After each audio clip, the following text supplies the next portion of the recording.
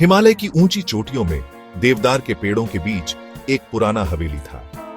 कभी बड़ा शानदार था, अब बस भूली हुई शान का कंकाल। लोग फुसफुसाते हुए इसे भूत बंगला कहते थे।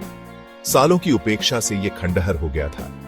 अजगर जैसे मोटे लताएं टूटते हुए खंभों को जकड़े हुए थी। टूटी खिड़कियां खाली आंखों की तरह आंखें फाड़े देखती रहती थी। हवा में एक अजीब सन्नाटा छाया रहता था, सिर्फ सरसराते पत्तों और कभी कभी चिड़ियों की चीख से टूटता था। गांव वालों ने डरावनी कहानियां सुनाई। उन्होंने रात में हवेली से अजीब रोशनी और भयानक आवाजें आने की बात कही। कुछ ने कसम खाई कि उन्होंने बगीचे में भूतिया आकृतियां देखी हैं। सच हो या कहानी, हवेली रहस्य और डर के साए में डूबी रही। दूर दिल्ली शहर में 3 दोस्त हवेली की डरावनी कहानियों से अनजान छुट्टी मनाने का प्लान बना रहे थे। एडवेंचर पसंद अर्जुन हमेशा कुछ नया एक्सप्लोर करने को तैयार, फिर प्रिया समझदार और थोड़ी कॉशियस, और रोहन हमेशा मजाक करने वाला, पार्टी की जान। शहर के शोर से दूर उन्होंने हिमालय में ट्रैक करने का सोचा। अर्जुन हिस्ट्री का शौकीन, एक आर्टिकल में उस हवेली के बारे में पढ़ा। वो इंट्रिग्ड हुआ और प्रपोज किया कि वे वहां एक रात रुकें। प्रिया थोड़ी डरी, पर रोहन खुश हो गया। कुछ दिन बाद उनकी जीप एक घने जंगल के किनारे रुक गई। एक बूढ़े ड्राइवर ने एक पतले से रास्ते की तरफ इशारा किया। भूत बंगला, उसने डरते हुए कहा। दोस्तों ने अपने बैकपैक्स उठाए और जंगल में चले गए। जैसे ही वे जंगल से बाहर निकले, हवेली उनके सामने थी, सोचे से भी ज्यादा भव्य। एक अजीब सा सन्नाटा छा गया जब वे मुख्य द्वार की ओर बढ़े। विशाल लकड़ी का दरवाजा क्रेक करते हुए खुला, मानो उन्हें अंदर बुला रहा हो। अंदर धूल के कण नाच रहे थे।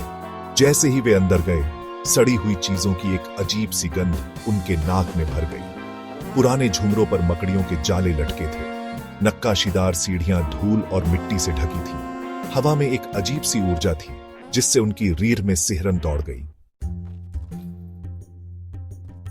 उन्होंने एक्सप्लोर करने का फैसला किया। उनकी आवाजें उस सन्नाटे में गूंज रही थीं। हर कमरा बीते जमाने की कहानी बता रहा था। एक पुराना पियानो जिसकी कीज पीली पड़ गई थी, एक कोने में खड़ा था। एक अधूरा टैपेस्ट्री धूल भरे ईजल पर पड़ा था। शाम ढलते ही परछाइयां लंबी और गहरी होती गई। बाहर हवा चल रही थी, जैसे कोई औरत रो रही हो। रोहन ने कसम खाई कि उसने फुसफुसाहट सुनी, पर प्रिया ने कहा कि यह उसका वहम है।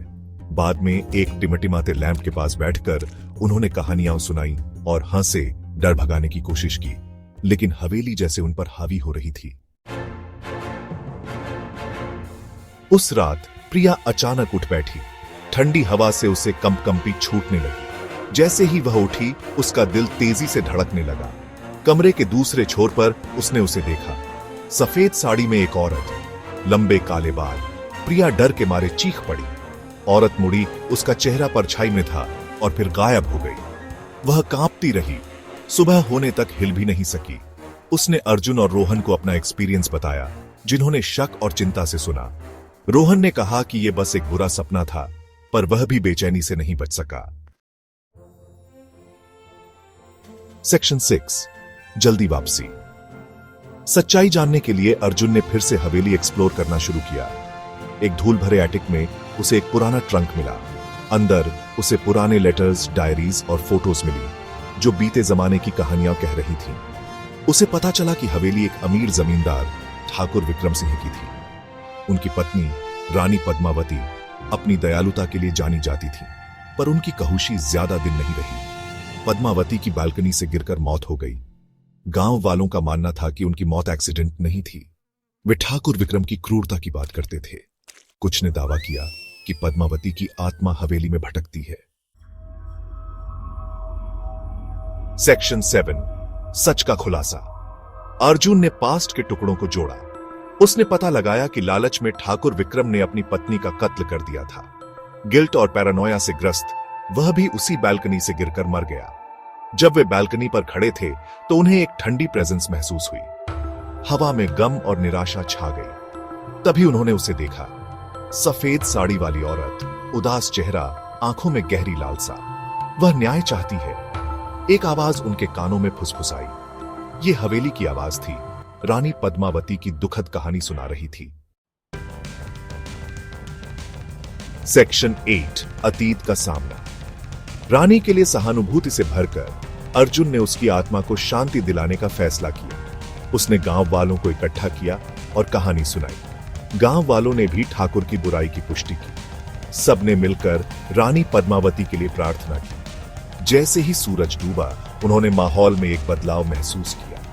हवा हल्की हो गई, मानो कोई बोझ उतर गया। सफेद साड़ी वाली औरत आखिरी बार दिखाई दी।